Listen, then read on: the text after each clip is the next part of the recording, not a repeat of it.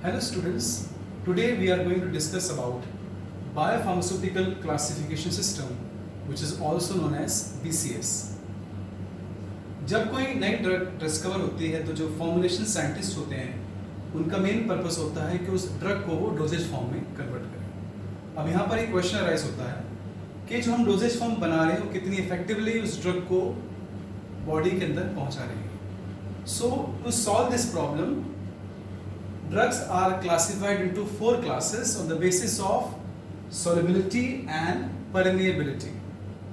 इन दो बेसिस पे ड्रग्स को हम 4 क्लासेस में डिवाइड करते हैं and this classification is called as biopharmaceutical classification system और BCS. The term is given by Amidon in the year 1995. This BCS help or it serves as a tool to determine the strategy to improve the efficiency of the dosage form and to properly select the dosage form. हमें कौन सा dosage form select करना है, कैसे उस dosage form की efficiency को improve करना है, इसकी help करता है हमारा BCS, Biopharmaceutical Classification System. Now, अब इसमें हमें 3 important parameters हैं जो कि हमें ध्यान में रखने हैं. First is dissolution, solubility and the intestinal permeability. Now, what is dissolution? Dissolution is the rate of transfer of the solid into the solution form. किस रेट से हमारी ड्रग जो है वो solution form में जा रही है at particular temperature and pressure, that is called as dissolution. Solubility आपने पहले physical pharmacy में पढ़ा होगा. The maximum amount of solute वो जो कि dissolve किया जा सकता है किसी liquid में, that is solubility. So these both terms are interrelated to each other. Dissolution जो solubility आपस में interrelated है. Solubility हम BCS के लिए डिटरमाइन करते हैं, वो कहलाती है आपकी pH solubility प्रोफाइल जो कि एट pH 1 to 7.5 पे डिटरमाइन की जाती है 37 plus minus 1 degree Celsius. Why we have taken this pH range? We have taken 1 to 7.5 pH because when the drug enters into the body, it experiences a range of pH. Mouth से लेके जब आपके large intestine तक हम पहुंचेंगे तो उस पूरे जो सफर है ड्रग का उसमें उसे बहुत सारे pH रेंजेस को एक्सपीरियंस करना पड़ता है. इसीलिए हम डिसोल्यूशन और सॉल्युबिलिटी निकालने के लिए उसकी pH सॉल्युबिलिटी प्रोफाइल निकालते हैं बॉडी टेम्परेचर पे at the pH range 1 to 7.5. Next है आपका intestinal permeability. It means the ability of the drug to cross the cell membranes. कितनी अच्छे तरीके से सेल मेम्ब्रेन को क्रॉस कर पा रही है वो कहलाती है आपकी परमेबिलिटी. उसको डिटरमाइन करने के लिए जो simple method that is oil in water partition coefficient जो आपने पहले पढ़ा होगा उसके जरिए हम कर सकते हैं. Next the important method is intestinal permeability studies. इसमें हम आर्टिफिशियल ह्यूमन सेल्स लेके आर्टिफिशियल तरीके से एनिमल टिश्यूज लेके उनकी स्टडीज कर सकते हैं किस तरीके से ड्रग जो है परमिएट कर रही है. उन स्टडीज को हम कहते हैं इंटेस्टिनल परमेबिलिटी स्टडीज. तो BCS के लिए हम 3 पैरामीटर्स को स्टडी करना जरूरी होता है. Now the next is class boundaries. अब हम कुछ 3 ऐसे क्लासेस हैं जिसके बेसिस पे हम आगे BCS को ड्रग्स को BCS के हिसाब से क्लासिफाई करते हैं. सबसे पहला पॉइंट है उसमें दैट इज हाई सॉल्युबल. किस ड्रग को हम कहेंगे कि वो हाई सॉल्युबल है? कोई एक रेंज कोई बाउंड्री होनी चाहिए जिसके बेसिस पे we can say the drug is highly soluble. So when the highest dose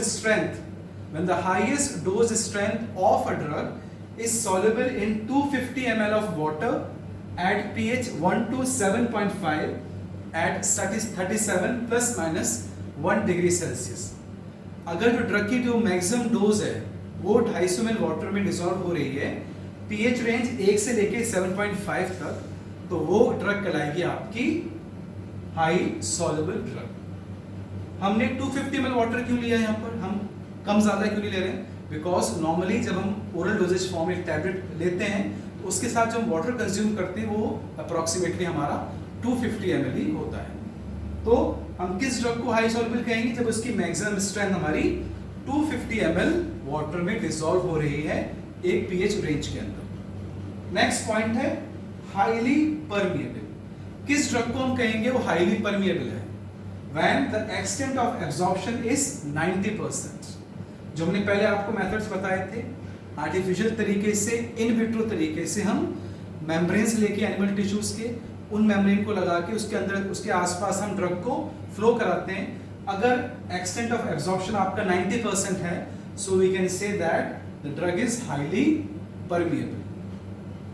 next है आपका डिसॉल्व रैपिडली। कब हम कहेंगे कि हमारी ड्रग जो है रैपिडली डिसॉल्व हो रही है? When the 85% of the label amount dissolves with in 30 minutes. जो लेबल क्लेम कर रहा है, फॉर एग्जांपल अगर पैरासिटामोल टैबलेट है, उसकी डोज लेबल में दी हुई है 500 mg, उसका 85% अगर डिसॉल्व हो रहा है within 30 minutes, so we can say that it is dissolving rapidly. This test is done in the dissolution apparatus, which is either USP1 or USP2 dissolution apparatus. USP1 is the basket type and USP2 is the pellet type dissolution apparatus. Now, जब हम ये dissolution निकालते हैं, we use 3 types of fluids for determining the dissolution in the 900 ml of fluid. जो ये apparatus होता है dissolution का, इसके अंदर जो फ्लूइड रखता है वो होता है आपका 900 ml। और 3 pH के हम बफर्स इसमें यूज करते हैं। 1 is 0.1 normal HCl, pH 4.5 buffer and pH 6.8 buffer. तो ये जो आर्टिफिशियल एपरेटस है हमारा, जिसे हम कहते हैं डिसोल्यूशन एपरेटस, वो हमारी बॉडी को, हमारे GIT ट्रैक्ट है उसको मिमिक करता है, मीन्स उसको कॉपी करता है। तो नॉर्मली हमारे जो गैस्ट्रिक फ्लूइड है, देखा जाए तो एक समय में वो 900 ml रहता है स्टमक के अंदर, और जो ये इसका रोटेशन है, जो बास्केट इसका रोटेट करेगा इसमें हमारे, तो जो हमारा मूवमेंट होते हैं हमारे स्टमक के, उसको वो मिमिक करता है। तो इन सब के जरिए हम क्या निकाल रहे हैं? हम ये डिटरमाइन करने की कोशिश कर रहे हैं कि कौन सी ड्रग हमारी हाईली सॉल्युबल है। कब उसको कहेंगे the drug is highly soluble? When will we say that the drug is highly permeable, and when will we say that the drug is dissolving rapidly. तो अगर ये क्लास बाउंड्रीज लेने के बाद अब हम आगे जब नेक्स्ट वीडियो में देखेंगे, that is how we classify the drugs into 4 classes. So this topic will be continued in the next video. Thank you so much.